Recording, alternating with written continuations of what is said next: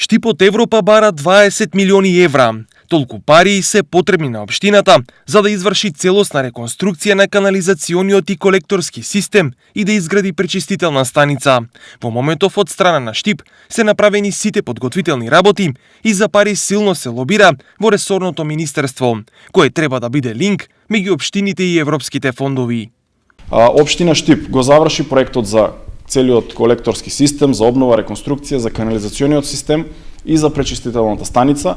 И тој проект е во Министерството за животна средина, каде што се распределуваат следните чекори и проекти се договараат на ниво на Македонија со Европската унија, каде ќе бидат доделени грантовите за изградба на ваков тип на објект. Очекувањата на Штип се големи зашто ветување за пари дале врвни авторитети од Унијата. Очекуваме дека ние ќе бидеме една од првите општини, имајќи во предвид дека и евроамбасадорот Самуел Богар и еврокомесарот Јоханес Хан беа овде и го потврдија тоа дека општина Штип ќе биде една од првите следни општини кои што ќе го добие тој грант за изградба на овој многу значаен капитален објект за општина Штип. Во моментов, најголемата пречистителна станица за отпадни води во регионот се гради во Кочани, со грант од швајцарската влада, тежок 21 милион швајцарски франци.